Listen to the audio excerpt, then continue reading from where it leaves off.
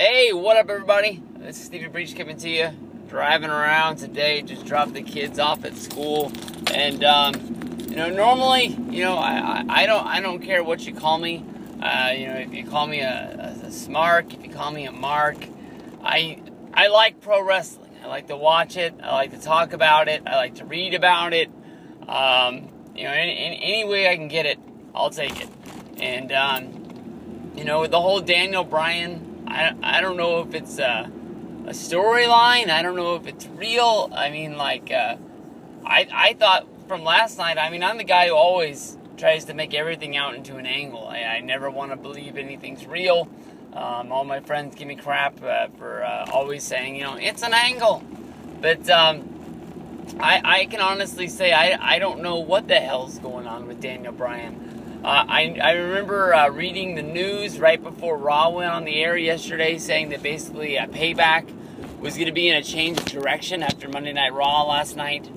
Just basically saying that everything was sort of up in the air, especially with the Daniel Bryan versus Kane match. It was supposed to be a buried alive match is what was on the books, and anything was going to change. I took from that maybe they thought that people weren't really going to buy into Daniel Bryan versus Kane having another match. Normally when there's an injury on the roster, especially when it's a guy that's a WWE champion, it seems like it's a big deal.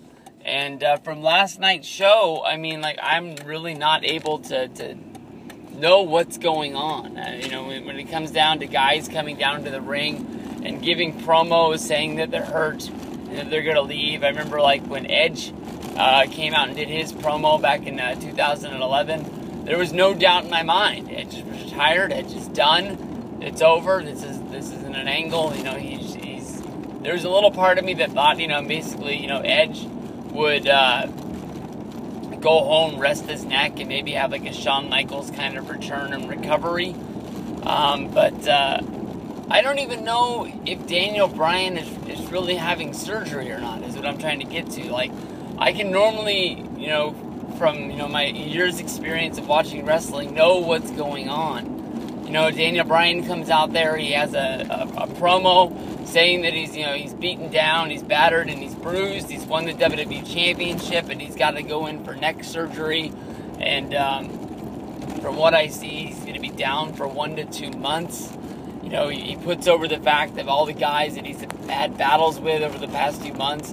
Batista, Randy Orton, Big Show, Kane, saying that he's fought all these big monsters, and just basically it's just taking everything out of him. And, he's got to go in, he's got to get his neck worked on, and we're going to go from there. And, when the promo was over, the promo was sad. Sort of believed it, that he went to the back, and, it sort of, it was like, okay, this is weird, but it looks like Daniel Bryan really is hurt. He's going to have to take some time off, and then we're going to have to go from there and see what happens. From there, Stephanie McMahon calls Daniel Bryan out to the ring to strip him of his title, only to have Kane come drag him from the back out there on the stage. If this guy really does have a neck injury, you don't want somebody jerking you around by your arm, pulling you out onto the stage. Stephanie McMahon flips out, because she really doesn't have control over Kane. Kane is doing this for her, but she doesn't want it. I kept on thinking that, Stephanie McMahon was acting like she was really concerned for Daniel Bryan, but the whole time it was almost going to be like the storyline with Daniel Bryan getting arrested for the Yes Movement. Stephanie McMahon came out there, and finally Triple H gave that smile, like, oh, we got him, he's in cuffs. And then he comes out and he beats the crap out of her for 15 minutes. I kept on thinking that Stephanie McMahon was going to give that big smile because she had what the heck's that guy doing? She had finally gotten Daniel Bryan to a spot where he was really beaten down, battered, and bruised, and Kane was going to be able to win the championship at Payback and hand it over. So, I'm just lost. Remember, everything from watching the show, from everything, even watching Backstage Pass last night, I think there's a match going to happen at Payback. Daniel Bryan's going to come back and he's going to want payback, for what the authority, for what Kane has done. And maybe add on to the whole storyline that, even though this guy is as tall as he is, and he's not as big as everybody else, he's still able to compete.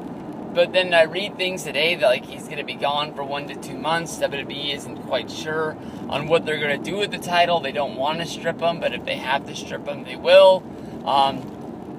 I had already said a few times, I think that Evolution versus the Shield, even if it isn't in the last match, is the main event.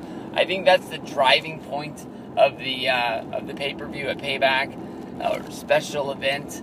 Now that they are special events, and they don't have pay-per-view buys coming in, they're almost like guaranteed buys. But I think the more of these shows that come up, Payback, Extreme Rules, shows like this, definitely SummerSlam, shows that people have interest in, and they're not a WWE subscriber.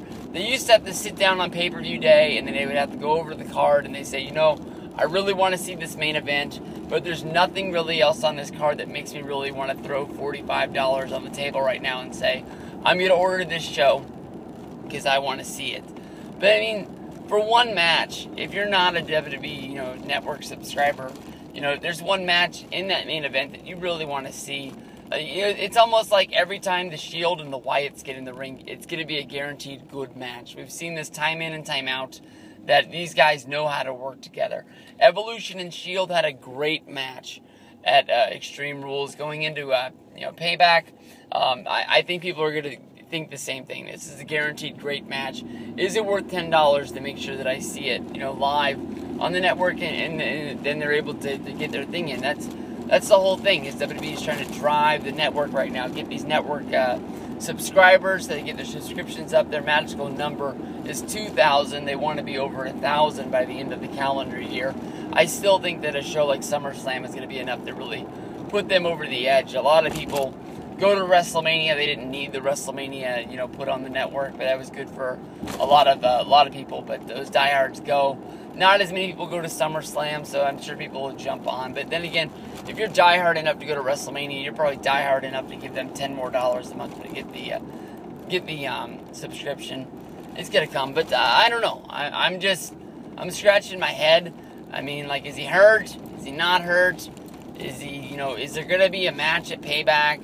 It's just weird. I know that Ziggler got hurt with the concussion, and we didn't have a World Heavyweight Championship match, but that was after WrestleMania 29. I guess that'd be 2 years ago or whatever it was. But that was only the World Heavyweight Championship match. This is the big one. He's got both belts. Maybe you can find a way to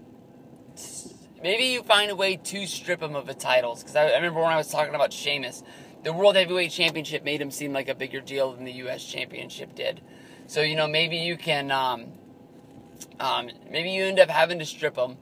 You make both titles non-unified, and then you can go back to having 2 belts again. You can have your Raw, SmackDown, house shows, and both guys have a championship, and they seem like they're more of a bigger deal there for you. But I don't want to see Daniel stripped.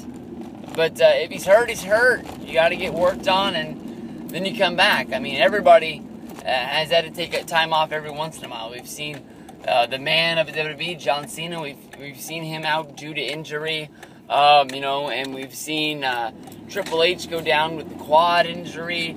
Stone Cold Steve Austin was out for a good year. You can remember the year 2000 with WrestleMania 16. They didn't have Austin, and it didn't have Undertaker. But WWE will live on. It is a bump in the road. We all knew that the Yes Movement was not going to last forever. He wasn't going to be a Bob Backlund, Bruno Sammartino, Hulk Hogan style champion. It was going to be around for a bit, and then we'd be back. But we'll find out what's going down. Peace out, everybody. Let me know what you guys know. Let me know what you guys read, and then we'll go from there. Have fun, everybody.